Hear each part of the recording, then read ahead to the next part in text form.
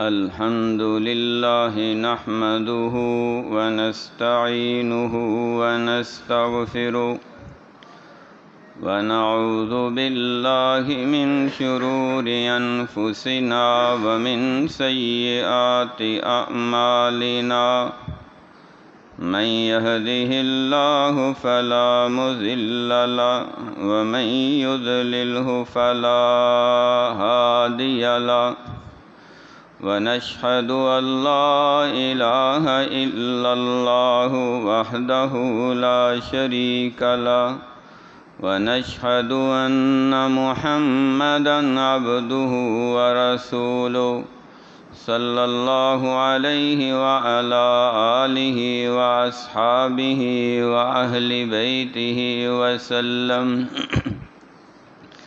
اللهم صل على محمد وعلى آل محمد كما صليت على إبراهيم وعلى آل إبراهيم إنك حميد مجيد اللهم بارك على محمد وعلى آل محمد كما باركت على إبراهيم وعلى آل إبراهيم إنك حميد مجيد أرسله بالحق بشيرا ونذيرا بين يدي الساعة سبحانك لا علم لنا إلا ما علمتنا إنك أنت العليم الحكيم رب اشرح لي صدري ويسر لي أمري واحلل عقدة من لساني يفقهوا قولي رب زدني علما وحلما وحكمة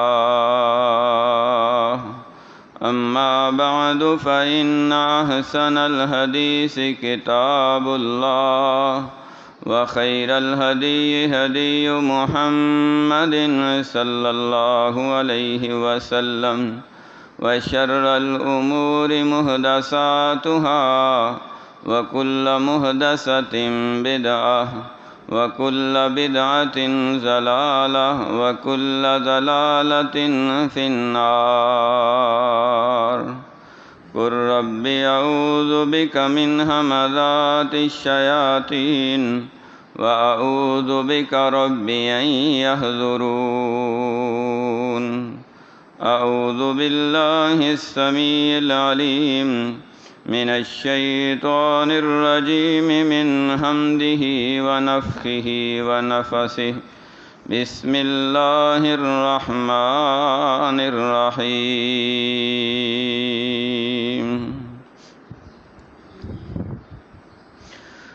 قالوا حرقوه وانصروا آلهتكم إن كنتم فاعلين قلنا يا نار كوني بردا وسلاما على إبراهيم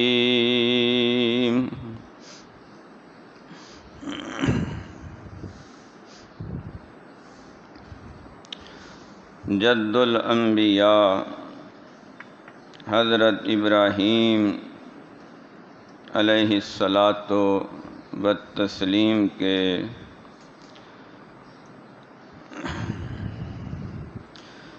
دور نبوت کے چند ایک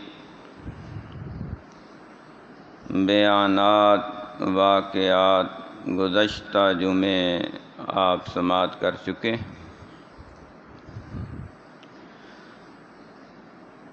بات کے تسلسل کو آگے بڑھاتے ہوئے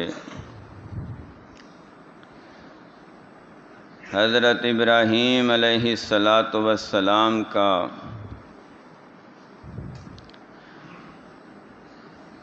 وقت کے بادشاہ نمرود کے ساتھ مناظرہ ہوا، مکالمہ ہوا، لفظی مجادلہ ہوا، اپنے اپنے دلائل کی روشنی میں ایک دوسرے کو شکست دینے کی پوری کوشش کی گئی۔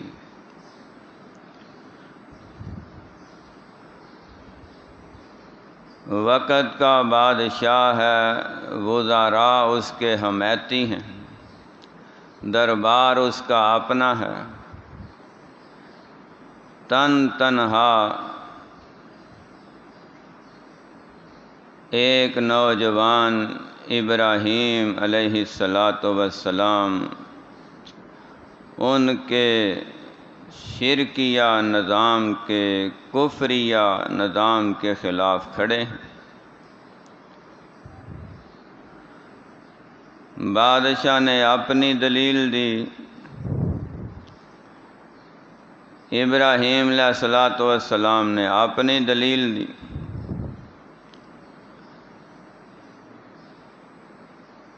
قرآن پاک کے سیاق و سباق سے معلوم ہوتا ہے کہ بات صرف انہی دو دلائل پہ ختم نہیں ہوئی، بلکہ اس سے پہلے بھی کافی سارا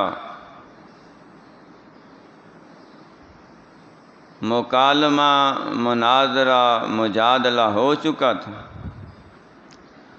اللہ رب العزت نے آخری دو باتوں کو بیان فرمایا،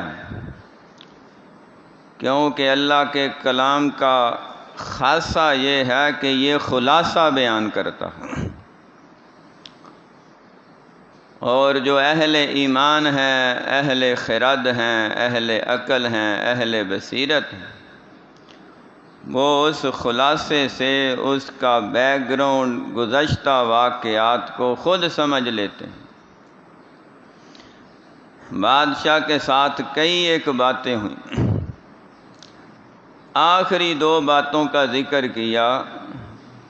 اپنے رب کی پہچان کراؤ،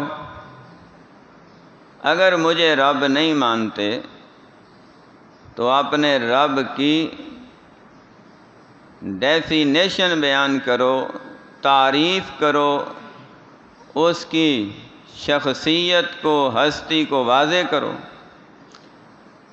حضرت ابراہیم علیہ السلام نے فرمایا، ربی الذی یحیی و یمیت، میرا رب وہ ہے جو پیدا بھی کرتا ہے اور موت دیتا ہے، زندگی پہ، پیدائش پہ، وفات پہ اختیار ہے تو میرے رب کو، اللہ تعالیٰ کو۔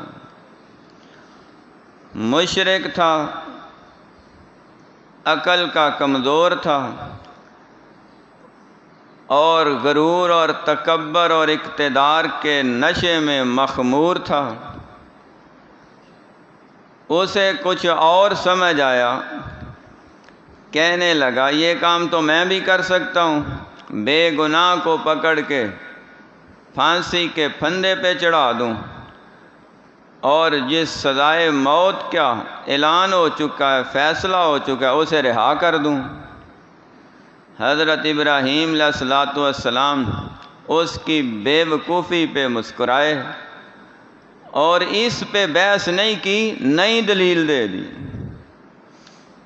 کہ جو بات وہ سمجھنا چاہتا ہی نہیں، اس کو بار بار ایکسپلین کرنے سے، وضاحت کرنے سے یہ نہیں سمجھے گا، اس کو کوئی اور دلیل فراہم کو۔ تو فرمانے لگے، ان اللہ یأتی بالشمس من المشرق فأت بہا من المغرب، میرا رب تو اللہ تعالیٰ ہے جس کا نام اللہ ہے، وہ سورج کو مشرق سے طلوع کرتا ہے تو مغرب سے طلوع کر کے دکھا۔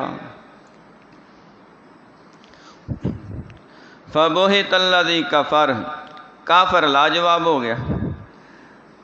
اب اس پہ بات ہوئی تھی کہ اگر وہ یہ کہہ دیتا کہ یہ کام بھی تو میں کرتا ہوں، سورج کو مشرق سے میں طلوع کرتا ہوں، تو اپنے رب سے کہہ کہ سورج کو مغرب سے طلوع کر کے دکھائے، تو ابراہیم علیہ السلام کا جواب کیا ہوتا کہ اگلے دن کا سورج اللہ سے کہہ کے مغرب سے طلوع کر کے دکھاتے۔ اب اس کا جواب یہی تھا اور کوئی نہیں تھا، لیکن یہاں تک اس کی سوچ ہی نہیں گئی۔ وہ ہکا بکا حیران پریشان لاجواب ہو کے کرسی اقتدار چھوڑ کے چلا گیا۔ جب یہ دلائل کی روشنی میں شکست کھا جائیں تو پھر مار کٹائی پہ اتر آتے ہیں، گراؤ جلاؤ پہ اتر آتے ہیں، جان کے دشمن بن جاتے ہیں کہ اب ہم اس میدان میں تو فتح حاصل نہیں کر سکے، اب ان کو مار ہی دو، ختم ہی کر دو۔ لیکن مارنے سے مسئلے حل نہیں ہوتے، یہ ایسے مسائل ہیں کہ جتنا بھی ان کو دبایا جائے اتنا ہی یہ اچھل کے باہر نکلتے ہیں۔ خون پھر خون ہے، گرتا ہے تو جم جاتا ہے۔ یہ اپنا رنگ چھوڑتا ہے۔ ابراہیم علیہ السلام کو کیا خیال ہے، اتنے بڑے بادشاہ کو شکست دینے کے بعد انہوں نے ایسے ہی گھرانے دیا؟ رستے میں چاروں طرف سے ان کو اس کے حواریوں نے گھیر لیا، مار کٹائی شروع ہو گئی، لہو لہان کر دیا، اور بار بار یہ پوچھتے تھے کہ تم کہتے ہو کہ میرا رب زندہ بھی کر سکتا ہے، مار بھی سکتا ہے، تو اللہ سے کہو کسی کو زندہ کر کے دکھائے، کسی کو مار کے دکھائے۔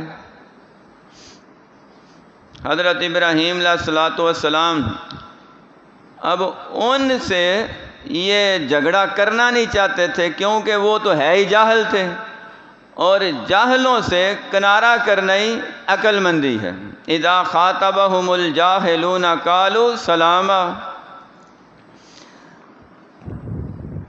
گھر پہنچے، دل میں خیال آیا یا رب تعالی اگر دوبارہ انہوں نے پوچھ لیا یا دربار میں طلب کر لیا گیا، اس نے یہ ڈیمانڈ کی کہ اللہ سے کہو کہ جو تم نے دلیل دی ہے کہ زندہ بھی کرتا ہے مارتا بھی ہے، تو کسی کو زندہ کرے، کسی کو مارے، مرنے کے بعد پھر زندہ کرے۔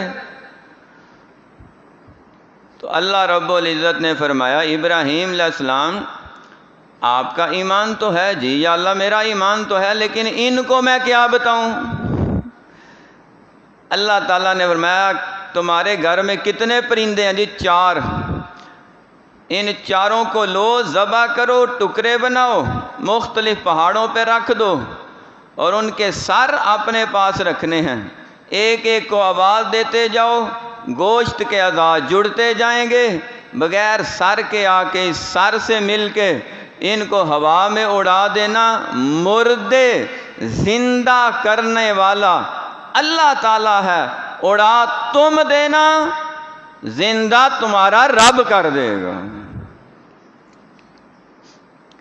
اب حضرت ابراہیم علیہ السلام نے یہ پریکٹیکل کیا، یہ نہیں کہ اللہ تعالیٰ کی بات پہ بس ایمان لے آئے، اللہ نے فرمایا کرو تو کیا، واقعی ایسے ہوا۔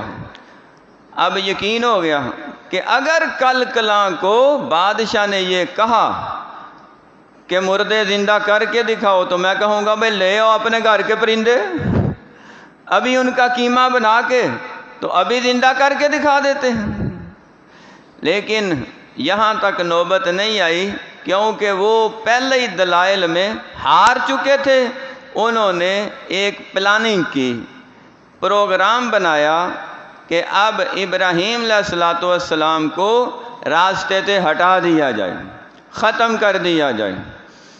قوم کے بڑے سمجھدار سیانے انہوں نے ابراہیم علیہ السلام کے والد گرامی، چونکہ وہ بھی انہی کے گروپ کا حصہ تھے، وزراء میں ان کی بڑی منتا تھی، تو بادشاہ کے منظور نظر بھی تھے، ان کو ساتھ ملایا اور کہنے لگے اپنے بیٹے کو سمجھاؤ، آخری بار سمجھا لو، اس کے بعد پھر ہم اس کو راستے سے ہٹا دیں گے۔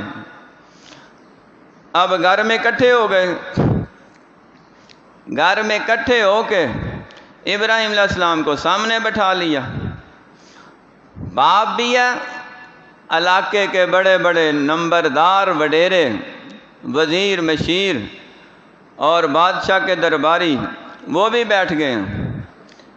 اے ابراہیم، ہم تمہیں کہتے ہیں کہ ہمارے دین پہ آ جاؤ، اپنے آباء و اجداد کا دین نہ چھوڑو۔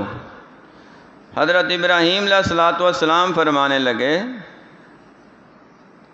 تمہارے آباء و اجداد کا دین کیا ہے کہ جن بتوں کی، مجسموں کی، صنم کی، ان پتھر کی مورتیوں کی پوجا ہم کرتے ہیں، تم بھی کرو اور اسی دین پہ رہو۔ حضرت ابراہیم علیہ السلام نے فرمایا کہ تمہارا اور تمہارے آباء و اجداد کا یہ سارا مذہب باطل ہے، گمراہی پہ مبنی ہے، ہدایت سے دور ہے، اللہ رب العزت کی نگاہ میں مردود ہے۔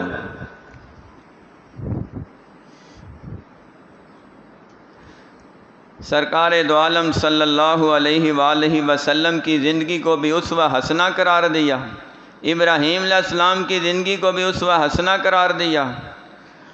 تو نبی پاک صلی اللہ علیہ وآلہ وسلم نے جب کفار مکہ کو توحید کا پیغام سنایا تو انہوں نے بھی یہی دعوت دی کہ آپ اپنے باپ دادے کا دین نہ چھوڑیں۔ تو اللہ رب العزت نے فرمایا، اے محبوب، ان سے پوچھیں کہ تمہارے آباء و اجداد کا دین ہے کیا؟ وہ تو گمراہی پہ مبنی ہے۔ اللہ تعالیٰ کہتے ہیں، تم کہتے ہو نا، بل نتبع ما الفینا علیہ آباءنا اولو کان آباؤہم لا یاکلون شیئا ولا یہتدون۔ تمہارے آباء و اجداد کو تو عقل بھی نہیں تھی، ہدایت بھی نہیں تھی۔ تو جس کو عقل بھی نہیں، ہدایت بھی نہیں، اس کے نقش قدم پہ کیسے چلا جا سکتا ہے؟ قرآن پاک میں لکھا ہے سورہ یوسف کے اندر کہ ہر آباء و اجداد گمراہ نہیں ہوتے، بعض کے آباء و اجداد ہدایت والے بھی ہوتے ہیں اور بعض کے آباء و اجداد گمراہ بھی ہوتے ہیں۔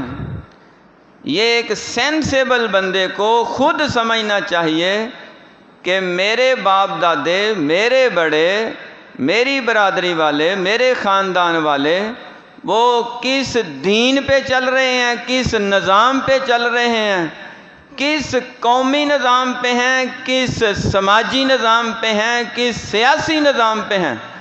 اگر تو وہ مخلوق کے خدا کے فائدے میں ہے تو اس کو کنٹینیو رکھو، اور اگر وہ مخلوق کے خدا کے نقصان میں ہے اسے ریجیکٹ کر کے اس کو ایکسیپٹ کرو جو اس سے بہتر نظام ہے۔ حضرت یوسف علیہ السلام جیل میں ہیں، بند کر دیے گئے ایک الزام کے چکر میں، بے گناہ ہیں۔ وہاں اور بھی کئی لوگ جمع ہیں، جیل میں قید ہیں، تو وہاں پہ بھی اپنا وقت ضائع نہیں کیا بلکہ جیل کے قیدیوں کو بھی اللہ کی توحید کا پیغام سنایا۔ مومن بندہ جہاں بھی ہوتا ہے اپنا کام ایمان کا، اسلام کا، تبلیغ کا کرتا رہتا ہے، اور منافق بندہ جہاں بھی ہوتا ہے وہ نفاق سے، بے ایمانی سے، ارتداد سے، بددیانتی سے، جھوٹ سے اور وعدہ خلافی سے لوگوں کو نقصان پہنچانے سے باز نہیں آتا، کیونکہ وہ اپنی فطرت کے ہاتھوں مجبور ہے۔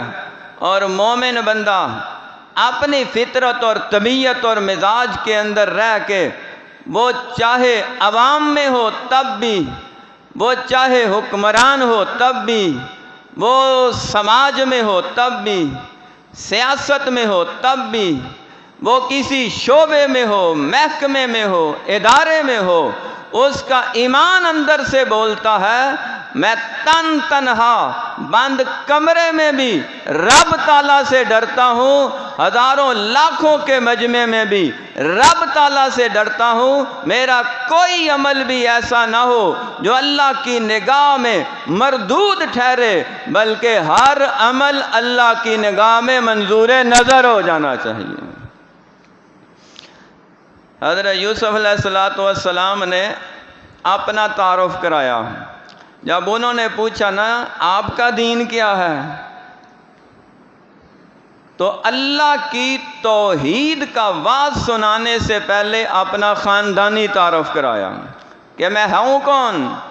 وَاتَّبَعْتُ مِلَّةَ آبَائِي ابراہیم، صدقے جاؤ اس آل پہ جو اپنے بڑوں کے اعمال کو یاد کر کے لوگوں کو ان کے راستے کی طرف دعوت دے رہے ہیں۔ وَاتَّبَعْتُ مِلَّةَ آبَائِي إِبْرَاهِيمَ وَإِسْحَاقَ وَيَعْقُوبَ، میں نے اپنے آباء و اجداد کے ملت اور دین کی پیروی کی ہے۔ میرے باپ دادے کا نام یعقوب ہے، اسحاق ہے، ابراہیم ہے۔ بڑے فخریہ انداز میں کہہ رہے ہیں، اور نیک بڑوں پہ فخر ہونا چاہیے۔ زندگی میں تعریف کے پل باندھنا یہ ریاکاری میں آ سکتا ہے، لیکن اگر کوئی فوت ہو جائے نیک بزرگ تو اس کی نیکی کو یاد کر کے لوگوں کو دعوت دینا یہ ایمان کی نشانی ہے، یہ محبت کی نشانی ہے، یہ خلوص کی نشانی ہے، اور یہ ان کے ساتھ والہانہ تعلق کی نشانی ہے کہ جن کو اللہ رب العزت نے اتنے مرتبے عطا فرمائے ہیں، وہ ہم ان کے بارے میں کچھ کہیں یا نہ کہیں ان کی شان میں فرق نہیں پڑتا، اگر ہم ان کی تعریف کریں گے اللہ ہمارے درجے بڑھا دیں گے۔ حضرت یوسف علیہ السلام نے حضرت ابراہیم علیہ السلام کا نام لیا۔ انہوں نے کہا اچھا ان کا دین کیا تھا، وہ کس دین پہ تھے؟ اب دو چار اور بندے بھی تھے، وہ سارے وہ بارک والے، کیا بیرک کے بارک کہتے ہیں جو، وہ سب اکٹھے ہو گئے، مجمع لگ گیا، ان کو اب آواز دی، خطاب کر رہے ہیں، کھڑے ہو گئے، موج میں آ گئے، خوش ہو گئے کہ یہ لوگ اب میری بات سننے پہ آ گئے ہیں۔ تو جو سنتا ہے توجہ سے وہی سمجھتا ہے، اور جو اگنور کرتا ہے، نظر انداز کا، چاہے جمعہ ہی ہو رہا ہو، درس ہی ہو رہا ہو، خطاب ہی ہو رہا ہو، تو جب اس نے صحیح سننا نہیں تو سمجھنا کیسے ہے؟ دل میں دماغ میں جگہ دے گا تو اثر ہوگا۔ اب سارے توجہ سے سن رہے ہیں، ان کو آواز دی، یا صاحب السجن ارباب متفرقون خیر ام اللہ الواحد القہار۔ اے میرے جیل کے ساتھیوں یہ بتاؤ کیا زیادہ رب خدا بہتر ہیں یا ایک اللہ جو وحدہ لا شریک ہے، جو ان سب پہ قہار ہے، طاقتور ہے، اقتدار والا ہے، اختیار والا ہے، کنٹرول رکھنے والا ہے، پوری کائنات کا نظام چلانے والا ہے۔ اس کائنات کو بنانے والا بھی اللہ تعالیٰ، کائنات کو وحدہ لا شریک چلانے والا بھی اللہ تعالیٰ، اس کائنات کو ملیا میٹ کر کے تباہ کر کے قیامت برپا کرنے والا بھی اکلا ایک وحدہ لا شریک اللہ ہے۔ کائنات کے بنانے میں بھی اس کا کوئی شریک نہیں، کائنات کے چلانے میں بھی اس کا کوئی شریک نہیں، اور کائنات کو تباہ کر کے قیامت برپا کرنے میں بھی اس کا کوئی شریک نہیں۔ یہ معنی مالک یوم الدین کا۔ جب قیامت کے دن کا مالک وہ ہے تو دنیا کا مالک۔ اب حضرت یوسف علیہ السلام نے نا ان کو ایک بات کی آگاہی فراہم کی کہ جو تمہارے اندر غلطی ہے نا اس کو نوٹ کرو۔ جن خداؤں کے تم پوجا کر رہے ہو نا، ان ہی الا اسماء سمیتموها انتم وآباؤکم، میرے آباء و اجداد تو ابراہیم علیہ السلام، اسحاق علیہ السلام، اسماعیل علیہ السلام، یعقوب علیہ السلام، تمہارے جو آباء و اجداد ہیں اور جو انہوں نے خدا بنائے ہوئے ہیں وہ سارے خالی نام ہیں، جن کی حقیقت بھی کوئی نہیں۔ ان کی پوجا کر کے، ان کو خدا سمجھ کے، مشکل کشا سمجھ کے، حاجت روا سمجھ کے، اللہ تعالیٰ کے لیول کے برابر رب بنا کے تم ایسے شرک کا ارتکاب کر رہے ہو، اگر اس حالت میں مر گئے تو ہمیشہ جہنم میں جلتے رہو۔ یہ خالی نام ہیں، حقیقت ہے کوئی نہیں۔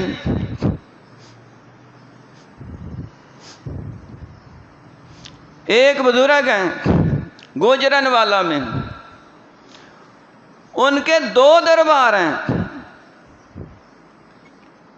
بابا پیر شاہ، ایک ادھر گکھڑ میں ہے، ایک جنڈیالے میں ہے۔ ایک بابے کے دو مزار ہیں، اب پتہ نہیں بابا جی وہاں ہیں کہ وہاں ہیں، وہاں بھی عرس ہو رہا ہے، وہاں بھی عرس ہو رہا ہے۔ کہتے ہیں جی یہاں انہوں نے چلا کاٹا تھا چھچر والی نہر کے کنارے پہ، ان کی یاد میں یہاں دربار بنا دیا، وہاں خود پہنچے تھے، وہاں مچ بھی جلا دیا، دربار بھی بنا دیا، اور ہر وہ کام وہاں پہ ہو رہا ہے جو عبادت کے زمرے میں آتا ہے، اور اس کے علاوہ ہر وہ غیر اخلاقی کام ہو رہے ہیں جو غیر شرعی بھی ہیں، غیر اخلاقی بھی ہیں، دین سے دور ہیں۔ کرنے والے کون ہیں؟ جنات ہیں، کوئی بھوت اور چڑیلیں یہ کام کر رہے ہیں؟ انسان ہیں، اور ثواب کی نیت سے جاتے ہیں، اجر کی نیت سے جاتے ہیں۔ میں بطور تجربہ یہ جنڈیالے باغ والے دربار پہ گیا، دو چار ساتھی ساتھ تھے، تو وہاں لوگ ایک دوسرے سے کہہ رہے ہیں، وہ کہتا ہے یار میری خارش نہیں جاندی، وہ آندہ ہے نلکا لگا نا 7 اتواراں اس نلکے تے آ کے نہ تیری خارش ختم ہو جائے گی۔ عقائد کیا ہیں؟ اب اس کی بیماری کہاں پہ حل ہو رہی ہے؟ بیماریاں دور کرنے والا کون ہے؟ نلکا، نہر کا پانی، فلاں بابا، فلاں بزرگ۔ یہی تو مسئلہ تھا، یہی تو جھگڑا تھا جو انبیاء نے، اولیاء نے، صحابہ اکرام نے لوگوں کو نامینیٹ کر کر کے سمجھایا۔ اللہ رب العزت نے فرمایا یہ لات، منات، عزا جو تم نے خدا بنائے ہوئے ہیں یہ بھی خالی نام ہیں، ان کی حقیقت ہے ہی کوئی نہیں ہے۔ حقیقت کیا ہے؟ اللہ لا الہ الا هو الحی القیوم لا تأخذہ سنۃ ولا نوم لہ ما فی السماوات وما في الأرض من ذا الذي يشفع عنده إلا بإذنه يعلم ما بين أيديهم وما خلفهم ولا يحيطون بشيء من علمه إلا بما شاء وسع كرسيه السماوات والأرض وهو العلي العظيم وسع كرسيه السماوات والأرض ولا يؤوده حفظهما وهو العلي العظيم. اللہ کون ہے؟ شہنشاہ کون ہے؟ بادشاہ کون ہے؟ مالک و مختار کون ہے؟ مشکل کشا کون ہے؟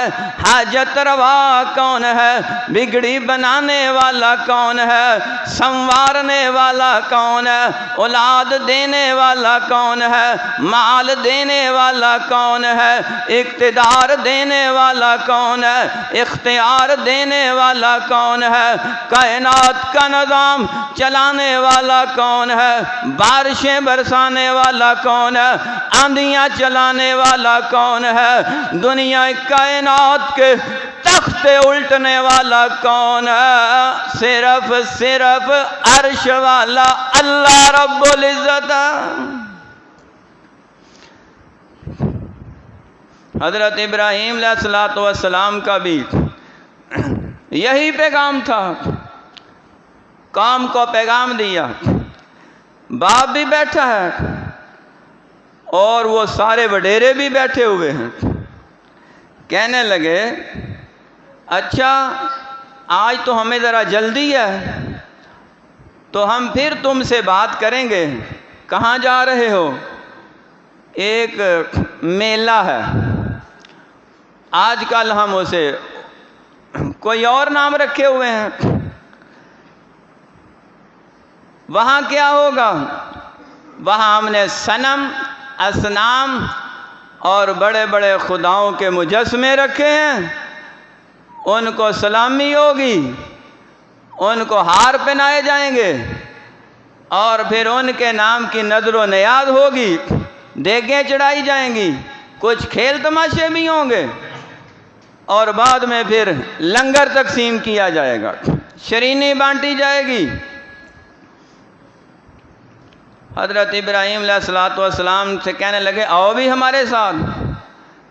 قال انی سقیم، فرمانے لگے مجھے طبیعت میں کچھ تلخی محسوس ہو رہی ہے. سقیم کا معنی عرف عام میں بیمار کیا جاتا ہے. یہاں پہ بعض نے اعتراض کیا دیکھو جی ابراہیم علیہ السلام کو بخار تو ہے نہیں تھا، بیمار تو ہے نہیں تھے، تو کیوں کہا میں بیمار ہوں؟ اصل میں ابراہیم علیہ السلام بیمار نہیں تھے، وہ جسم میں تلخی ہو رہی تھی اس بات سے کہ ابھی تک میں ان کے خداؤں کا علاج کر کیوں نہیں سکا. وہ جوش ایمانی سے اندر ہی اندر جسم میں خون گرم ہو رہا تھا، اس لیے ان کو وارننگ دی اچھا تم جاؤ لَأَكِيدَنَّ أَصْنَامَكُمْ بَعْدَ أَن تُوَلُّوا مُدْبِرِينَ. تم نے جو ایک بڑی حویلی میں بڑے بڑے خدا رکھے ہوئے ہیں نا، ان کا میں صحیح علاج کروں گا، واپس آ جاؤ ایک دفعہ. وہ اتنے شرک کے پھنڈے ہوئے تھے، مارے ہوئے تھے کہ اس میلے پہ بچوں کو بھی لے کے جاتے، عورتوں کو بھی لے کے جاتے، بوڑھوں کو بھی لے کے جاتے، اور جناب جوان تو تھے ہی سب سے آگے. ابھی جوانوں کو آپ کسی بھی لینگویج میں کچھ بھی کہہ لیں، یہ ہر معاملے میں آگے ہوتے ہیں. یہ سوچ کم رکھتے ہیں، جذبہ زیادہ رکھتے ہیں۔ اور اگر جوانوں سے یہ کہا جائے کہ جذبات کو کنٹرول میں کر کے تھوڑا عقل سے بھی کام لو، بعد میں پچھتانا پڑ جائے گا، تو بجائے سمجھنے کے وہ الٹا لڑنا شروع کر دیتے ہیں، گالی گلوچ پہ آتے، مار کٹائی پہ آ جاتے، تم کون ہوتے ہو ہمیں سمجھانے والے؟ لیکن جب ٹکر لگتی ہے، پلٹ کے گرتے ہیں، پھر کہتے ہیں جی تو ہی صحیح آندے ہو۔ تو اب کیا فائدہ؟ جب پہلے سمجھایا جاتا تھا کہ سمجھو، غور کرو اور اپنے ہوش کے ناخن لو کہ جوش تم نے لائن اختیار کی ہوئی ہے، وہ لائن نہ ملک کے مفاد میں ہے، نہ عوام کے مفاد میں ہے، نہ دین اسلام کے مفاد میں ہے۔ اب جب شعور آنا شروع ہوا ہے تو ایک ایک کر کے سب معافی پہ آ رہے ہیں، تلافی پہ آ رہے ہیں۔ اہل عقل، اہل بصیرت، اہل سمجھ وہی ہوتے ہیں جو حقائق کو نظر میں رکھتے ہیں اور آنے والے حالات کا جائزہ لے کے پھر فیصلہ کرتے ہیں۔ خالی جذبات سے فیصلہ کیا جائے تو بندہ نقصان اٹھاتا ہے۔ سارے کے سارے آگے تھے۔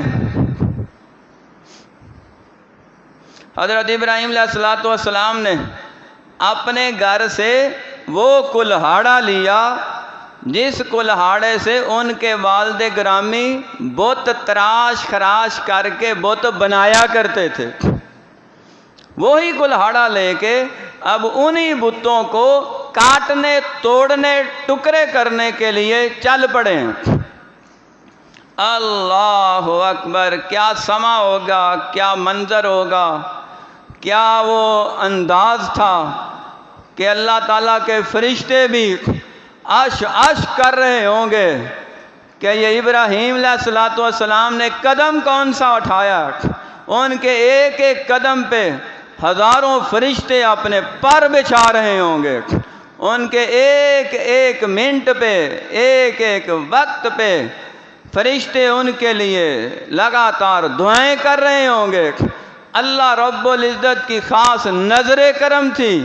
ابراہیم علیہ السلام وہ کام کرنے جا رہے ہیں جو اس سے پہلے کسی نے سوچا تک نہیں ہے، اور یہ نہیں کہ راستے سے واپس آ جائیں گے، جان جائے تو جائے، لیکن اللہ کی توحید میں رکھنا اور فرق نہیں آنا چاہیے۔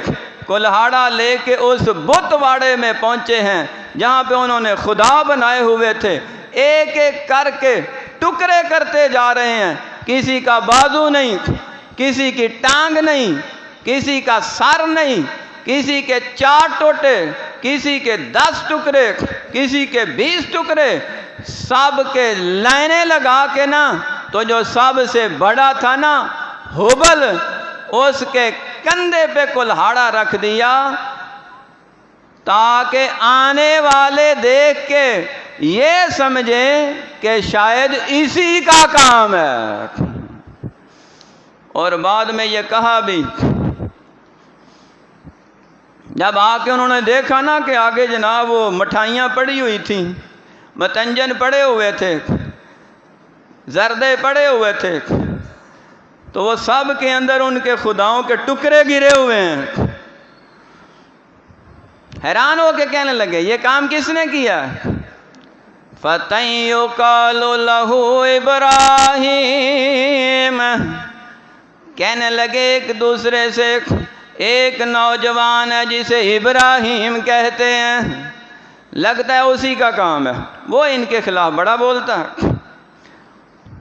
اسی کا کام ہے، بلاؤ اس کو۔ فَأْتُوا عَلَىٰ أَعْيُنِ النَّاسِ، سب کے سامنے لاؤ۔ قَالُوا أَأَنْتَ فَعَلْتَ هَٰذَا بِآلِهَتِنَا يَا إِبْرَاهِيمُ، نبیوں کو یا کہہ کے ان کو توہین امیز لہجے میں پکارنا، یہ بد عقیدہ بے ہدایت گمراہ لوگوں کا کام ہے۔ یا ابراہیم، او ابراہیم، یہ کام تم نے کیا۔ فرمانے لگے بل فعلوا کبیرہم ھذا فاسألوہم ان کانوا ینطقون، تم کہتے ہو یہ کرنی برنی والے ہیں، سارا کچھ عطا کرتے ہیں، دیتے ہیں، قسمتیں بدل سکتے ہیں، ڈوبیاں تار سکتے ہیں، نظام چینج کر سکتے ہیں، جب یہ اتنا کچھ کر سکتے ہیں تو ان سے یہی پوچھ لو ان کے ساتھ کس نے یہ کام کیا ہے۔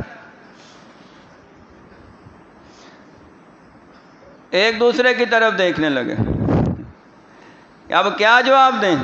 فرماتے ہیں میرے خیال میں تو یہ لگتا ہے یہ بڑے کو کچھ نہیں ہوا، اسی کا کام ہے، چھوٹے سارے پکڑے گئے ہیں، بڑے کو کچھ نہیں ہوا، یہ اسی کا سارا کیا دھرا ہے، یہ ساری پلاننگ، ساری گیم، ساری سچویشن اور سارے کا سارا یہ اس کو صرف اپنی ذات سے غرض ہے، کوئی ڈوبتا ہے ڈوب جائے، مرتا ہے مر جائے، کٹتا ہے کٹ جائے، تباہ ہوتا ہے تباہ ہو جائے، یہ صرف آئی کے میں کے چکروں میں ہے، اس کو صرف اپنی ذات سے غرض ہے، اور کلاڑا اسی نے ہاتھ میں اپنے کندھے پہ رکھ، اسی سے پوچھ لو، اسی کو پکڑو۔ چوری صاحب دسو، سیٹھ صاحب دسو، نمبر صاحب دسو، وزیر صاحب، صدر صاحب تسی دسو۔ ثم نكسوا على رؤوسهم لقد علمت ما هؤلاء ينطقون، ایسے ہاتھ بن سر جگہ، نہیں جی ہمیں کیا پتا ہے، یہ تو بولتے نہیں، میں تم ہی بول دو کہ یہ نہیں بولتے، یہی تو میں آج تک کہہ رہا ہوں، یہ بولتے نہیں، سنتے نہیں، کچھ دے نہیں سکتے، تمہارے نفع نقصان کے مالک نہیں۔ جو بت مجسمہ کسی انسان کا بنا کے سامنے رکھ کے پوجا کی جائے، عبادت کی جائے، اسے نفع نقصان کا مالک سمجھا جائے، اپنی قسمت کا حال اس کے سامنے رکھا جائے، وہ تو حرام اور ناجائز اور شرک ہے۔ تو جو زمین کے 10 فٹ نیچے قبر میں لٹا کے، اوپر پھل بتیاں چڑھا کے اور چادریں سجا کے، اس کے اوپر عرس لگا کے یہ عقیدہ رکھا جائے کہ یہ ہماری قسمت کا حال جانتا بھی ہے، مانتا بھی ہے، بدل بھی سکتا ہے، یہ عین اسلام ہے؟ یہ عین دین کیسے ہو سکتا ہے؟ اگر وہ شرک ہے تو یہ بھی شرک ہے، اور اگر شرک سے توبہ نہ کی، اس حالت میں مر گئے تو معافی نہیں ملے گی۔ ان اللہ لا یغفر ان یشرک بہ ویغفر ما دون ذلک لمن یشاء۔ ابھی وقت ہے ان شرکیہ کاموں سے، شرکیہ افعال سے، شرکیہ عقائد سے توبہ کر لی جائے، وگرنہ اللہ کے دربار میں جا کے تسلیم کیا تو اس وقت معافی نہیں ملے گی۔ حضرت ابراہیم علیہ السلام نے نا ان کے عقل کو تھوڑی ٹھوکر دی۔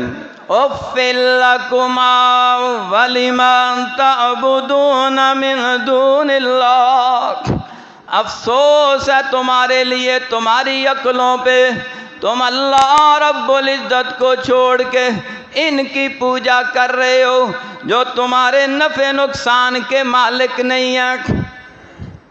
اب جواب کیا تھا کہ بھائی ابراہیم علیہ السلام سچ کہہ رہے ہیں، ان کی بات تسلیم کر لو، بجائے تسلیم کرنے کے راستے سے ہٹانے کا پروگرام بنا۔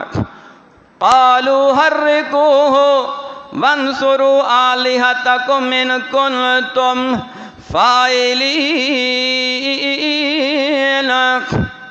آگ جلاؤ، اس کو اس کے اندر پھینک دو۔ وہ جو زیادہ طاقتور تھے نا باڈی بلڈر، وہ دوڑتے ہوئے جناب کئی من لکڑیں اٹھا رہے ہیں، لا لا کے رکھ رہے ہیں، چیخا جلاؤ، آگ جلاؤ، کیا کرنا ہے؟ ابراہیم علیہ السلام کو اس کے اندر پھینکنا۔ اب اللہ تعالیٰ عرش معلیٰ پہ تشریف فرما ان کی اس بے وقوفی پہ مسکرا رہے ہیں۔ کر کیا رہے ہو؟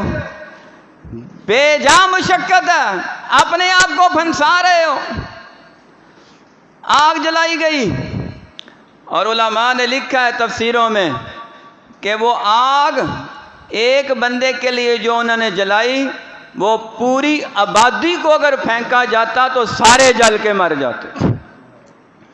اس قدر تیز آگ تھی کہ اس آگ کے الاؤ کی گرمائش سے، گرمی سے، ہیٹ سے اوپر سے کوئی پرندہ اڑ رہا ہوتا نا، وہ بھی جل کے نیچے گر جاتا۔ کہتے ہیں جاؤ ابراہیم آگ میں کیوں جاؤں؟ چرخی بنائی گئی، منجنیق بنائی گئی، جھولا پنگوڑا بنایا گیا، اس میں ابراہیم علیہ السلام کو بٹھا کے ایسے اٹھا کے پھینکا۔ اللہ اکبر! راستے میں فرشتے آ گئے۔ آگ کا فرشتہ کہنے لگا پیارے ابراہیم علیہ السلام مجھے اجازت دیں یہ آگ اٹھا کے ان پہ پھینک دیں۔ فرمانے لگے نہیں۔ پانی کا فرشتہ آ گیا، ہمیں اجازت دیں پانی آگ پہ پھینک دیں۔ فرمایا نہیں۔ ہوا کا فرشتہ آ گیا، ہمیں اجازت دیں ہوا سے آگ اڑا دیں۔ فرمانے لگے حسبی اللہ نعم الوکیل نعم المولا، مولا اللہ ہے، اللہ ہی مولا مددگار مشکل کشا ہے۔ نعم المولا و نعم النصیر، میری حالت کو اللہ جانتا ہے۔ اللہ سے ڈائریکٹ مدد مانگی بغیر کسی واسطے وسیلے کے، اللہ نے ڈائریکٹ حکم نازل فرمایا، وہ کام کر دکھایا جو نہ پہلے ہوا نہ بعد میں۔ قلنا یا نار کونی بردن و سلاما علی ابراہیم، اے آگ ٹھنڈی ہو جا، سلامتی والی ہو جا، میرے ابراہیم کا بال بھی نہیں جلنا چاہیے، لباس بھی نہیں جلنا چاہیے۔ ابراہیم علیہ السلام کے جسم بھی سلامت ہے، لباس بھی سلامت ہے، جوتے بھی سلامت۔ اللہ! نبیوں سے جو چیز وابستہ ہو جائے، نسبت ہو جائے، اللہ اسے نہیں جلنے دیتے۔ نبیوں کے صحابہ کو کیسے جلنے دے، نبیوں کے سچے امتیوں کو کیسے جلنے دے، نبی کے سچے پیروکاروں کو کیسے جلنے دے، انبیاء کے اہل بیت کو کیسے جلنے دے، انبیاء کے اصحاب کو کیسے جلنے دے، انبیاء کے فالور کو کیسے جلنے دے۔ جو نبی کا سچا ہو جاتا ہے اللہ تعالیٰ اس پہ جہنم کی آگ حرام ہی کر دیتے ہیں۔ ٹھنڈی کی تھی آگ رب نے خلیل کل کے، کعبے نو بچایا ابابیل کل کے۔ آگ ٹھنڈی کرنے والا کون ہے؟ آندیاں چلانے والا کون؟ میلے لگ گئے جی، آندیاں چل پئیں، استغفر اللہ! توبہ کریں اس جملے سے بھی۔ میلوں کاندیوں سے کوئی تعلق نہیں، نہ کوئی چراغ جلاتا ہے نہ کوئی بجھاتا ہے، ان پہ کنٹرول بھی اللہ تعالیٰ کا ہے۔ ٹھنڈی کی تھی آگ رب نے خلیل کل کے، کعبے نو بچایا ابابیل کل کے۔ ڈگے پہ نے ہاتھی اوتھے کول کول نے، اے سارے اختیار میرے اللہ کول نے۔ اے سارے اختیار، سارے بولو سارے اختیار میرے اللہ کول نے۔ پنگوڑے وچ بچے نو بلایا رب نے، عیسیٰ علیہ السلام پنگوڑے وچ بچے نو بلایا رب نے، سمندراں چوں موسیٰ نو بچایا رب نے۔ وہ لہریں جو غرق کرتی ہیں وہ لہریں جان کی سلامتی بن گئی ہیں۔ کون کرنے والا؟ پنگوڑے وچ بچے نو بلایا رب نے، سمندراں چوں موسیٰ نو بچایا رب نے، لہراں سلاندیاں نے جھولے جھولنے، اے سارے اختیار میرے اللہ کول نے۔ اج اللہ نالوں بندیا تو ناتا توڑیا، جن تیرا ایک ایک جوڑ جوڑیا، اکھاں وچ موتی جوڑے گول گول نے، اے سارے اختیار میرے اللہ کول نے، سارے اختیار ساڈے اللہ کول نے۔ حضرت ابراہیم علیہ السلام والا عقیدہ وہی محمد صلی اللہ علیہ وسلم کا عقیدہ ہے، وہی پنج تن پاک کا عقیدہ ہے، وہی چاروں خلفاء کا عقیدہ ہے، وہی 12 اماموں کا عقیدہ ہے، وہی چاروں اماموں کا عقیدہ ہے، وہی 10 لاکھ اولیاء کا عقیدہ ہے۔ وہ عقیدہ ہے اللہ کی توحید والا عقیدہ ہے۔ اللہ اسی پہ زندہ رکھے، اسی پہ خاتمہ ہو، اور قیامت میں ہمیں نیک لوگوں کا ساتھ عطا فرمائے۔ وما علیہ الا البلاغ المبین۔